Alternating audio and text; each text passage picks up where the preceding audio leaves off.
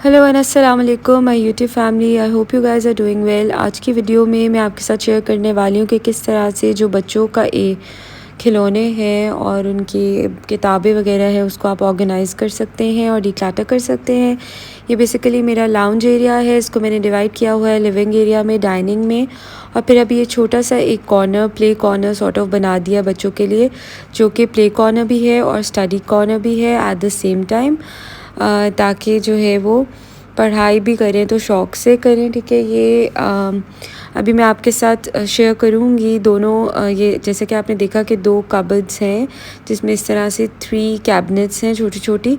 तो इनमें इनको मैं किस तरह से ऑर्गेनाइज़ करती हूँ और कौन से टॉयज़ किस तरह रखती हूँ और वो सब कुछ शेयर करने वाली हूँ। बुक शेल्फ़ भी दिखाऊँगी इंशाल्लाह। ये जो फर्स्ट है कैबिनेट शेल्फ़, इसमें मोस्टली जो है ये अपने इस तरह से एनिमल्स जो है टॉयज़ वो रखते हैं, जिसमें ये एक साइड पे डायनासोर्स हैं और फिर कभी कभी ये सॉर्ट आउट करके रखते हैं अपने फार्म एनिमल्स और जो वाइल्ड एनिमल्स हैं। और जब मैं इनको पढ़ा रही होती हूँ तो उसमें भी फिर मुझे ये हेल्पफुल हो जाता है।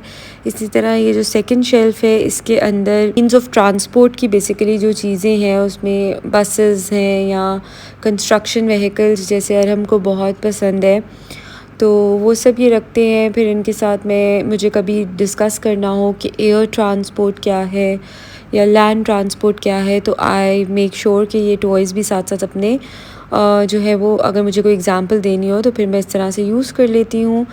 ठीक है, और मैं साथ साथ देखती जा रही थी जो जो टॉयज़ इनके थोड़े ख़राब हो गए थे। एट टाइम्स होता है ना कि 1 या 2 टायर उतर गए होते हैं या थोड़े बहुत टूट गए होते हैं, तो वो फिर मैं निकाल देती हूँ बीच में से। साथ साथ डिक्लटरिंग जो है वो बहुत ज़रूरी है। और ये पता नहीं कितने टाइप्स के डायनासोर्स हैं, अब मेरे बच्चे माशाल्लाह मुझे इनके नाम बताते हैं। So it is partly because of book reading और कुछ जो है वो because of the cartoons as well, कि अब काफ़ी इन लोगों को इन्फॉर्मेशन हो गई है। तो जी ये अरहम को बेसिकली बहुत पसंद है कि उसकी चीज़ें ऑर्गेनाइज्ड हों, और specially the cars, he is crazy about cars. और ये देखिए, ये देख सकते हैं आप थर्ड जो शेल्फ है इसके अंदर किस तरह से ब्लॉक्स जो हैं वो सब पड़े हुए हैं। तो इनको मैं थोड़ा ऑर्गेनाइज़ करके आपको दिखाऊंगी और कुछ टिप्स भी आपसे शेयर करूंगी कि किस तरह से आप इनको ऑर्गेनाइज़ करके रख सकते हैं। ये एक स्टोरेज बॉक्स है, ये मैंने होम सेंटर से लिया था। ये भी टॉयज़ के लिए है, आप चाहें तो इसमें सॉफ्ट टॉयज़ रख लें या फिर बॉल्स रख लें। Over the time I been changing their storage, toy storage जो चीज़ें हैं उनको, बास्केट्स वगैरह को। और इस तरह जो प्ले मैट आपको नीचे नज़र आ रहा होगा वो भी मैंने यहाँ बेबी आइलैंड एक शॉप है वहाँ से लिया था, कंसिडरिंग कि मेरे बच्चों को क्या चीज़ें पसंद हैं। And I made it this corner bit colourful, क्योंकि अभी ये छोटे हैं, टॉडलर्स हैं, they get attracted towards colours.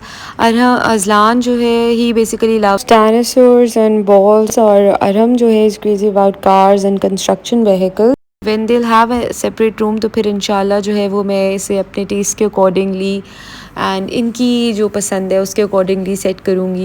Writing board है, ये मैंने रखा है यहाँ पे क्योंकि जब मैं पढ़ा रही होती हूँ कभी कभी, उसके लिए ये 2 पिक्चर्स जो आप देख रहे थे एक्सकेवेटर और ड्रम ट्रक की, वो भी मैंने होम सेंटर से ली थी just to make it a bit attractive. ये इनका बुक शेल्फ है, इसके भी 2 सेक्शंस हैं, इन पे लॉक भी कर सकते हैं आप। ये मैंने इस तरह का कैबिनेट लिया है, पहले और तरह का था, अभी आपके साथ डिफरेंट आइडियाज़ शेयर करती हूँ। इसमें क्या क्या बुक्स हैं ये भी आपको थोड़ा सा बताऊँगी अभी कि कौन कौन सी बुक्स इनके पास हैं।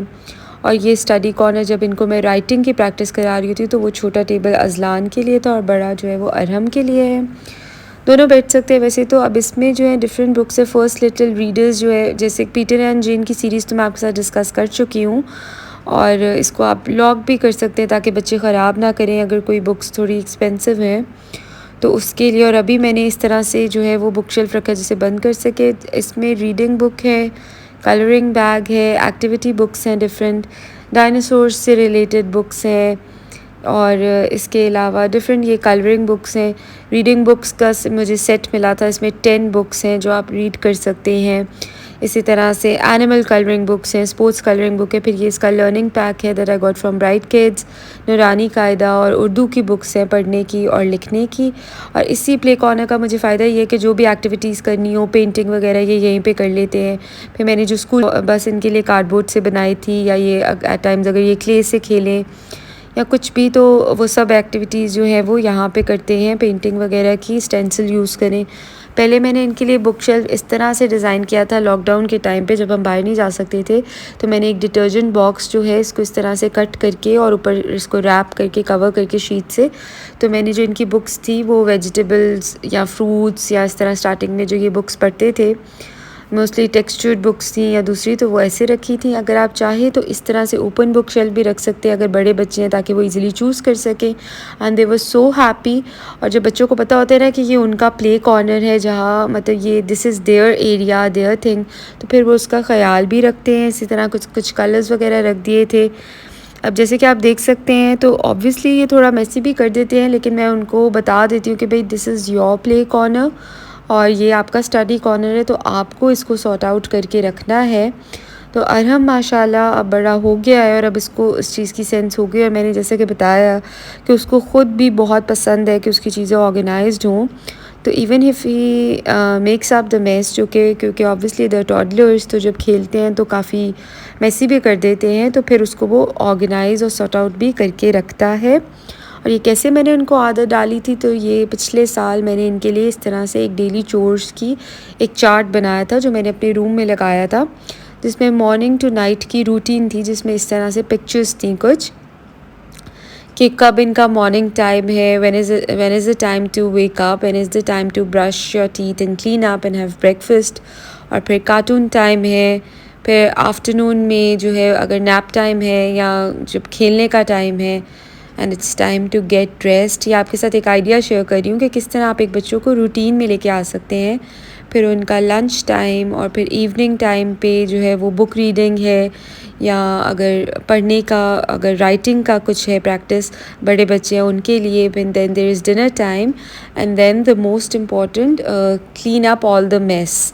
तो ये मैंने जब ये छोटे थे तब से ये मेक श्योर किया कि इनको पता हो कि they are suppose to clean up the mess that they make. और फिर नाइट टाइम पे they are suppose to wear the PJs and just go to bed and sleep. तो ये आपके साथ एक आइडिया शेयर किया, इस तरह से आप बच्चों में एक रूटीन इंस्टॉल कर सकते हैं। I hope you guys like today's video. Thank you so much. अल्लाह हाफ़िज़।